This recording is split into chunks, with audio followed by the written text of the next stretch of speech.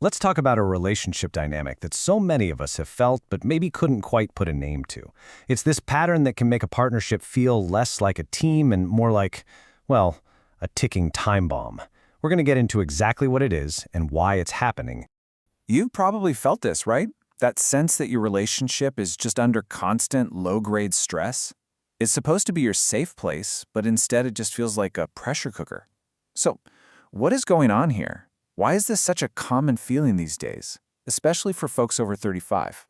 Well, the source material we're digging into today gives this a name, and honestly, it's a powerful one, the Raincoat Relationship. And the idea is, well, it's as simple as it is brutal. You are the raincoat. Your partner pulls you out for protection when things get stormy in their own head, but the second the sun comes out, you're folded up and stuffed back in the closet, out of sight, out of mind, until the next downpour. Okay, but why is this happening? And why now, of all times? What is it about our world today that creates the perfect conditions, the perfect breeding ground for this kind of painful disconnect? Let's take a look. I mean, just look at this. It's the perfect storm. We're all drowning in demands from our jobs, our families, society at large. Then you throw in social media, which is constantly screaming at us that we're not good enough, not doing enough. So what do? We try to control everything. And pretty soon, the main emotion driving the whole relationship is just stress. And here's what the source materials suggest happens next. All that stress can throw a couple's dynamic completely out of whack. One partner, in an attempt to feel in control of something, starts becoming more controlling in the relationship. And the other partner, well, they feel disrespected, unheard, and they start looking for that feeling of fun and validation somewhere else. And that just pushes them further apart. You know, to really get what this feels like on a human level, let's move away from the abstract. The source introduces us to a guy named Mike, and his story, it's just a gut-wrenching, first-hand account of being in a raincoat relationship. And Mike just puts it so bluntly. That's his summary of the whole thing. It's a when it suits her relationship. Everything, and I mean everything, is on her terms. It's not about partnership, it's about convenience. Her convenience. So what does one of these emotional storms actually look like for Mike? Well, he basically becomes her emotional punching bag. She'll pick a fight over something completely ridiculous, like how he loaded the dishwasher. Or she'll just unload all of her anxieties onto him, demanding that he fix them for her. He's not her partner in these moments, he's just an outlet for all her own frustration and sadness. And this next part, this is what really gets to the heart of how dehumanizing it feels. He says it's like she has a button she presses to summon him when she needs him. There's no partnership, no mutual desire. It's just a command. He's not a person, he's an appliance. And then, poof, as soon as she's vented and feels better, she's gone.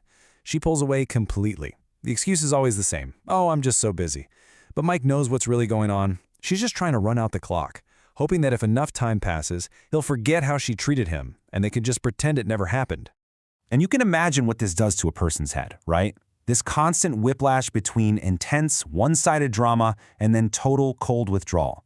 It leaves him questioning his own reality. As he says, it makes him feel like he's going crazy or like he's a complete idiot for even being there. Okay, so that's Mike's story, and it's heavy. Now let's pull the lens back a bit and look at the actual mechanics here. What is this push and pull that keeps people like Mike stuck in this loop? This really breaks down that toxic feedback loop. So on one side, you've got her. Overwhelmed by stress, her behavior becomes all about control, all about using him as an outlet. It's very self-focused. And on the other side, you have his reaction. He feels used, like a utility, so he withdraws. He starts looking for that respect and fun somewhere else, which just creates more and more distance. It's a cycle, where each person's reaction just makes the other person's behavior worse. And let's be really clear about something. This isn't just a rough patch. This kind of dynamic is incredibly damaging.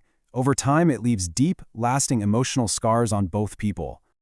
You can see the whole devastating loop right here. Step 1, the storm hits. She unloads everything on him. Step 2, the aftermath. He's left with what he calls blue bruises on his soul, while she just moves on like nothing happened. And with every single cycle, the emotional scars get deeper, the distance gets wider, and what's the ultimate cost? Time. Precious, irreplaceable time that both of them are losing forever. And that brings us right back to this. After hearing everything Mike goes through, this metaphor just hits with its full, heartbreaking weight. It's not just that he feels used for convenience, it's that he feels completely disposable, like he has no value in the relationship beyond his function during a crisis. So, Knowing all this, where does that leave us? Understanding the problem, seeing the pattern so clearly, it's the first step. But it opens up a much, much bigger and tougher question. And here it is. What is systemically going on? If this whole dynamic is a reaction to the pressures of modern life, how on earth do you even begin to fix it? Well, the source suggests that the very first step is just this: recognition. Giving the pattern a name, like the Raincoat Relationship, takes it out of the shadows. Because only when you can see the dynamic for what it is can you start to untangle the stress and the miscommunication that fuel it. It's a challenge that asks us to look not just at our partners, but at ourselves and the world we've built.